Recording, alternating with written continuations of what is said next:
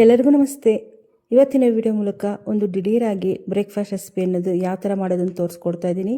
ತುಂಬಾ ಕ್ರಿಸ್ಪಿಯಾಗಿ ತುಂಬಾ ಚೆನ್ನಾಗಿರುತ್ತೆ. ಈ ಥರ ದೋಸೆ ಅನ್ನೋದು ಒಂದು ಸತಿ ಟ್ರೈ ಮಾಡಿ. ಮಾಡೋದು ಅಷ್ಟೇ ತುಂಬಾ ಈಸಿಯಾಗಿ ಮಾಡ್ಕೊಂಬಿಡ್ಬೋದು. ಫಸ್ಟ್ ಆದರೆ ಒಂದು ಮಿಕ್ಸಿ ಜಾರ್ ತೊಗೊಂಡು ಒಂದು 3 ಟೊಮೊಟೊನ ಕಟ್ ಮಾಡಿಕೊಂಡು ಹಾಕ್ಕೋತಾ ಇದ್ದೀನಿ.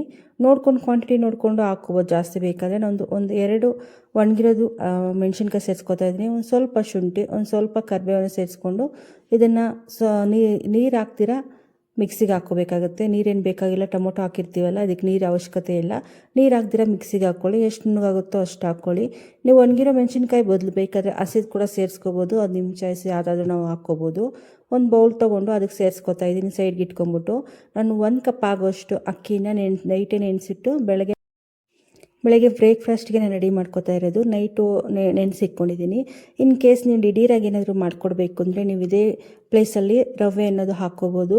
ಈ ಶುಗರ್ ಪೇಷಂಟ್ಸ್ಗೆ ಏನಾದರೂ ಇದ್ದರೆ, ಇಲ್ಲ ನಮ್ಗೆ ಟೈಮ್ ಇಲ್ಲ, ದಿಢೀರಾಗಿ ಏನಾದರೂ 10 ನಿಮಿಷದಲ್ಲಿ ಆಗಬೇಕು ಅಂದರೆ ರವೆ ಅನ್ನೋದು ಹಾಕ್ಕೊಳ್ಳಿ. ಅದರಲ್ಲಿ ಕೂಡ ತುಂಬಾ ಕ್ರಿಸ್ಪಿಯಾಗಿರುತ್ತೆ.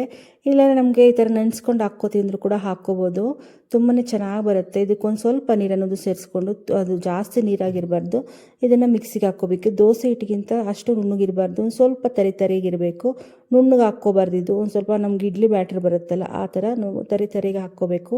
ಇದನ್ನು ಇಟ್ಕೊಂಡಿದ್ವಲ್ಲ ನಾವು ಆವಾಗಲೇ ಟೊಮೊಟೊ ಕ್ಯೂರಿನ ಸೇರಿಸ್ಕೊಂಡಿದ್ವಲ್ಲ ಬೌಲಲ್ಲಿ, ಅದಕ್ಕೆ ಹಾಕ್ಕೊಬಿಡ್ಬೇಕೆಲ್ಲ. ಹಾಕ್ಕೊಬಿಟ್ಟು ಮಿಕ್ಸಿ ಜಾರ್ಗೆ ನೀರು ಸ್ವಲ್ಪ ಹಾಕ್ಕೊಂಡು ಒಂದು ಸ್ವಲ್ಪ ನೀರು ಹಾಕ್ಕೊಂಡ್ರೆ ಸಾಕಾಗುತ್ತೆ. ಜಾಸ್ತಿ ಏನು ಬೇಕಾಗಿಲ್ಲ. ಒಂದು 2 ಟೇಬಲ್ ಸ್ಪೂನ್ ಅಷ್ಟು ನೀರು ಹಾಕ್ಕೊಂಬಿಟ್ಟು ಚೆನ್ನಾಗಿ ಇದನ್ನು ಮಿಕ್ಸ್ ಮಾಡ್ಕೊಂಬಿಡ್ಬೇಕು. ತುಂಬಾ ಕ್ರಿಸ್ಪಿಯಾಗಿ ಬರುತ್ತೆ ದೋಸೆ ಅನ್ನೋದು. ಸೇಮ್ ನಮಗೆ ಹೋಟೆಲಲ್ಲಿ ಪೇಪರ್ ದೋಸೆ ಯಾವ ಥರ ಇರುತ್ತೋ ಅದೇ ಥರ ಇರುತ್ತೆ. ಬಿಸಿ ಬಿಸಿಯಾಗಿ ತಿಂತಾಯಿದ್ರೆ ತುಂಬಾ ಚೆನ್ನಾಗಿರುತ್ತೆ.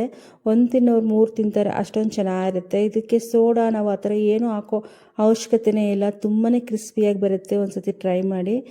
ತುಂಬಾ ಈಸಿ ಕೂಡ ಮಾಡ್ಕೊಂಬಿಡ್ಬೋದು. ಇದೇ ಪ್ಲೇಸಲ್ಲಿ ನೀವು ರವೆ ಕೂಡ ಹಾಕ್ಕೋಬೋದು, ಇಲ್ಲಾಂದರೆ ಗೋಧಿ ಹಿಟ್ಟು ಹಾಕ್ಕೊಂಡು ಕೂಡ ಆರಾಮಾಗಿ ಮಾಡ್ಕೋಬೋದು. ಇದಕ್ಕೆ ರುಚಿಗೆ ತಕ್ಕಷ್ಟು ಉಪ್ಪು ಅನ್ನೋದು ಸೇರಿಸ್ಕೊತಾ ಇದ್ದೀನಿ, ಸಾಲ್ಟ್ ಅನ್ನೋದು. ಮತ್ತು 1 ಟೇಬಲ್ ಸ್ಪೂನಷ್ಟು ಶುಗರ್ ಅನ್ನೋದು ಸೇರಿಸ್ಕೊತಾ ಇದ್ದೀನಿ. ಶುಗರ್ ಹಾಕೋದ್ರಿಂದ ದೋಸೆ ಅನ್ನೋದು ಕಲರ್ ಅನ್ನೋದು ಚೇಂಜ್ ಆಗುತ್ತೆ ಮತ್ತು ಟೇಸ್ಟ್ ಕೂಡ ತುಂಬ ಚೆನ್ನಾಗಿರುತ್ತೆ. 1 ಟೇಬಲ್ ಸ್ಪೂನಷ್ಟು ಸೇರಿಸ್ಕೊಂಡು ಚೆನ್ನಾಗಿ ಇದನ್ನು ಮಿಕ್ಸ್ ಮಾಡ್ಕೊಂಬಿಟ್ಟು, ಟೈಮ್ ಇದ್ದರೆ ಒಂದು 10 ನಿಮಿಷ ಸೈಡ್ಗೆ ಇಟ್ಕೊಂಬಿಡಿ. ಇಲ್ಲಾಂದರೆ ಟೈಮ್ ಇಲ್ದಿದ್ರೆ ಒಂದು 5 ನಿಮಿಷ ಆದರೂ ಇಟ್ಬಿಡಿ, ಸರಿ ಹೋಗುತ್ತೆ. ನಾನು 10 ನಿಮಿಷ ಆದಮೇಲೆ ತೋರಿಸ್ಕೊಡ್ತಾ ಇದ್ದೀನಿ ನೋಡಿ.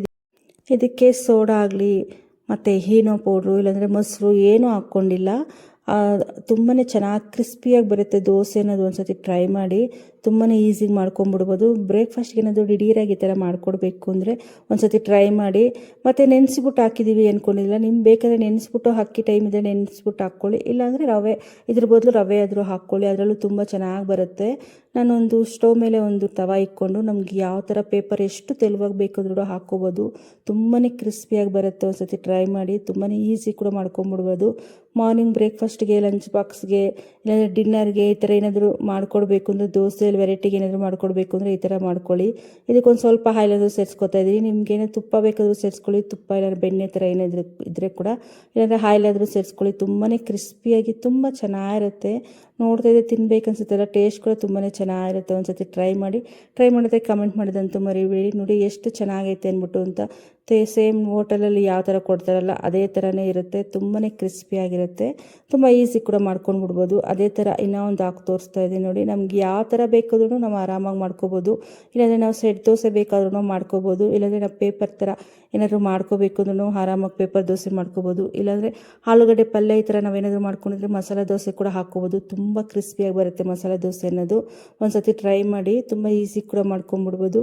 ಒಂದು ಸ್ವಲ್ಪ ನಾವು ಆಲೂಗಡ್ಡೆ ಪಲ್ಯ ಅನ್ನೋದು ಮಾಡ್ಕೊಂಬಿಟ್ರೆ, ಕಾಯಿ ಚಟ್ನಿ ಇದ್ದರೆ ಆರಾಮಾಗಿ ಮಸಾಲೆ ದೋಸೆ ಏನಾದರೂ ಮಾಡ್ಕೊಂಬಿಡ್ಬೋದು. ಸಖತ್ತಾಗಿರುತ್ತೆ ಟೇಸ್ಟ್ ಅನ್ನೋದು. ಯಾಕಂದರೆ ತುಂಬ ಕ್ರಿಸ್ಪಿಯಾಗಿರುತ್ತೆ ಇದು ದೋಸೆ ಅನ್ನೋದು. ನಾವು ಉದ್ದಿನ ಬೇಳೆ ಆ ಥರ ಏನೂ ಹಾಕಿಲ್ಲ, ಬರೀ ಅಕ್ಕಿನ ಮಾತ್ರ ನೆನೆಸ್ಕೊಂಡು ಇಟ್ಕೊಂಡಿರೋದು. ತುಂಬ ಚೆನ್ನಾಗಿ ಬರುತ್ತೆ. ಇದೇ ಥರ ರವೆ ಕೂಡ ಹಾಕಿದ್ರು ಕೂಡ ತುಂಬಾ ಕ್ರಿಸ್ಪಿಯಾಗಿ ಬರುತ್ತೆ. ಒಂದು ಸತಿ ನಿಮಗೆ ಈ ಥರ ಅಕ್ಕಿ ನಮ್ಗೆ ಬೇಕಾಗಿಲ್ಲ, ನಾವೇನಾದರೂ ಡಯಟ್ ಮಾಡ್ತಾಯಿದ್ವಿ, ಅಕ್ಕಿ ಏನಾದ್ರು ಬೇಕಾಗಿಲ್ಲ ಅಂದರೆ ರವೆ ಹಾಕ್ಕೊಂಡ್ಬಿಟ್ಟು ಮಾಡ್ಕೊಳ್ಳಿ. ತುಂಬ ಚೆನ್ನಾಗಿರುತ್ತೆ. ತುಂಬ ಈಸಿ ಕೂಡ ಮಾಡ್ಕೊಬಿಡ್ಬೋದು. ನೋಡಿ ಎಷ್ಟು ಚೆನ್ನಾಗಿ ಬಂದೈತೆ ಅಂದ್ಬಿಟ್ಟು. ಟೇಸ್ಟ್ ಕೂಡ ಅಷ್ಟೇ ಚೆನ್ನಾಗಿರುತ್ತೆ. ನಾನು ಇದಕ್ಕೆ ಕಾಂಬಿನೇಷನ್ ಆಗಿ ಟೊಮೊಟೊ ಗೊಜ್ಜು ಅನ್ನೋದು ಮಾಡ್ಕೊಂಡಿದ್ದೀನಿ. ತುಂಬಾ ಚೆನ್ನಾಗಿರುತ್ತೆ. ಏನಪ್ಪ ದೋಸೆಗೂ ಟೊಮೊಟೊ ಹಾಕ್ಬಿಟ್ಟು ಇದಕ್ಕೂ ಟೊಮೊಟೊ ಅಂದರೆ, ಇಲ್ಲ, ಟೊಮೊಟೊ ಗೊಜ್ಜು ತುಂಬಾ ಚೆನ್ನಾಗಿರುತ್ತೆ. ಒಂದು ಸತಿ ಟ್ರೈ ಮಾಡಿ. ತುಂಬಾ ಕ್ರಿಸ್ಪಿಯಾಗಿ ಬರುತ್ತೆ. ತುಂಬಾ ಈಸಿ ಕೂಡ ಮಾಡ್ಕೊಂಬಿಡ್ಬೋದು. ಈ ರೆಸಿಪಿನ ನೀವು ಮನೇಲಿ ಏನಾದರೂ ಟ್ರೈ ಮಾಡಿದರೆ ಫೀಡ್ಬ್ಯಾಕ್ ಕೊಡೋದಂತೂ ಮರಿಬೇಡಿ. ಹಂಗೆ ಈ ರೆಸಿಪಿನ ನಿಮ್ಗೆ ಇಷ್ಟ ಆಗಿದ್ರೆ ನಿಮ್ಮ ಫ್ಯಾಮಿಲಿ ಮೆಂಬರ್ಸ್ಗೆ, ನಿಮ್ಮ ಫ್ರೆಂಡ್ಸ್ಗೆ ಶೇರ್ ಮಾಡಿ. ಯಾರಾದರೂ ಫಸ್ಟ್ ಟೈಮ್ ನನ್ನ ಚಾನಲ್ ನೋಡ್ತಾ ಇದ್ದರೆ ಪ್ಲೀಸ್ ಸಬ್ಸ್ಕ್ರೈಬ್ ಮಾಡ್ಕೊಳ್ಳಿ. ಐ ಹೋಪ್ ನಿಮ್ಗೆ ವಿಡಿಯೋ ಇಷ್ಟ ಆಗಿದೆ ಅಂದ್ಕೊಂಡಿದ್ದೀನಿ. Thank you for watching.